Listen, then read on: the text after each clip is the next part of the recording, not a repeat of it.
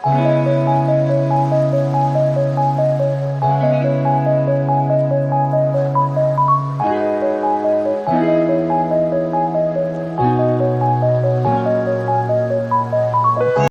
Guys, welcome back to my channel. তো চলে এসেছি আরও একটা নতুন ভিডিও নিয়ে।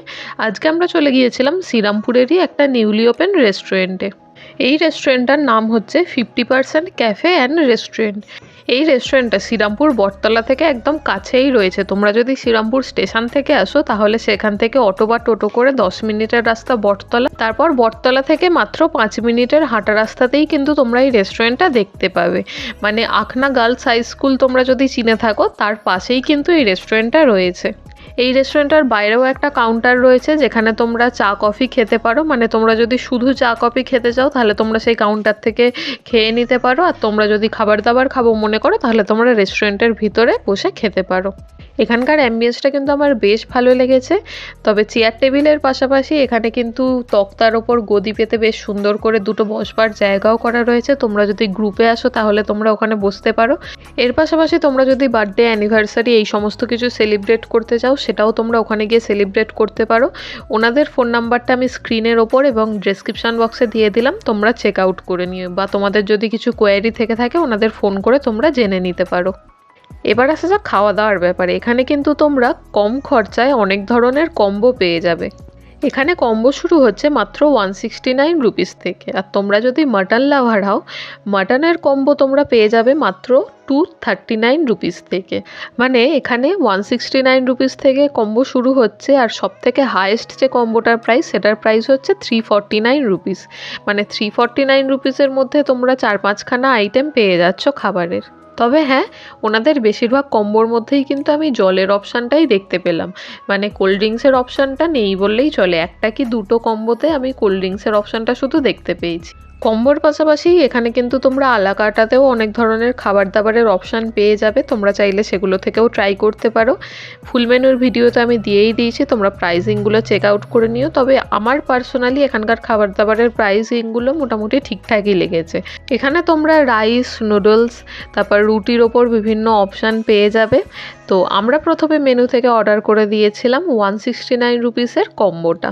এই কম্বোর মধ্যে ছিল mineral water, coffee, chicken mango wings আর চিকেন ললিপপ। তো প্রথমে ওনারা আমাদের মিনারেল ওয়াটার আর কফিটা দিয়ে গেলেন। এখানকার কফির টেস্টটা কিন্তু আমার সুপারব লেগেছে। মানে কিছুটা সাউথ ইন্ডিয়ান কফি তোমরা যদি খেয়ে থাকো সেরকম টাইপের টেস্টটা লাগছিল। তারপরে ওনারা দিয়ে গেলেন 2 পিস চিকেন ললিপপ আর 4 পিস চিকেন ম্যাঙ্গো উইংস। তবে একটা জিনিস আমি তোমাদের বলে দিই, এখানে খাবার দাবারের প্রাইসিং যেমন কম, খাবার দাবারের কোয়ান্টিটিও কিন্তু কম। মানে প্রাইসিং অনুযায়ী যে খাবার দাবার প্রচুর পরিমাণে দিয়েছে সেটা আমি এখানে বলতে পারবো না। তো যাই হোক, চিকেন ললিপপটা আমি প্রথমে ট্রাই করলাম। চিকেন ললিপপের টেস্টটা ঠিকঠাকই ছিল, তবে চিকেনের পরিমাণটা খুবই কম ছিল। মানে মশলার পরিমাণটাই আমি বেশি পেয়েছি এটার মধ্যে। তারপর আমি এই চিকেন ম্যাঙ্গো উইংসটা ট্রাই করছি। এটার টেস্টটা কিন্তু সত্যি বলতে আমার খুবই ভালো লেগেছে। মানে ম্যাঙ্গোর যে সুইটনেসটা সেটা তো পাচ্ছিলামই, তারপর একটা স্পাইসিনেসও এটার মধ্যে ছিল। তো এটার ফ্লেভারটা কিন্তু বেশ ইউনিক ছিল। মানে এরকম চিকেন আমি এর আগে কোনোদিনও খাইনি। তারপর আমরা নিয়ে নিয়েছিলাম পনির স্যাটে। এটার প্রাইস পড়েছিল 119 রুপিস। এখানে 119 রুপিসের মধ্যে দুটো স্টিক দিয়েছিল পনির স্যাটে, স্যালাড ছিল আর সস ছিল। তাও দুটো স্টিকের মধ্যে কিন্তু 4টে করে পনির ছিল না। একটা স্টিকে 4টে পনির ছিল আর একটা স্টিকে 3টে পনির ছিল। তো প্রাইসিং অনুযায়ী আমি বলবো খাবার দাবারের কোয়ান্টিটি কিন্তু আমার একটু কম লেগেছে। তবে খাবার দাবারগুলো কিন্তু একদম গরম গরম ওনারা সার্ভ করছিলেন, আর খাবার দাবারের টেস্ট নিয়ে কিন্তু কোনো কথা হবে না। আমার এই পনির স্যাটেটা কিন্তু দুর্দান্ত লেগেছে।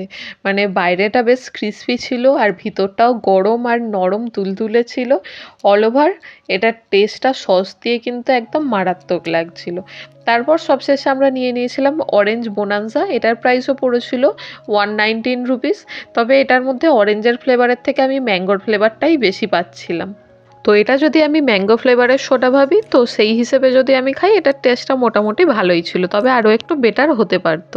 তো তোমরা এখানে গিয়ে একটা এক্সপিরিয়েন্স করতে পারো। এখানকার লোকেশানটা আমি ডিসক্রিপশান বক্সে দিয়ে দিলাম, তোমরা চেক আউট করে নিও।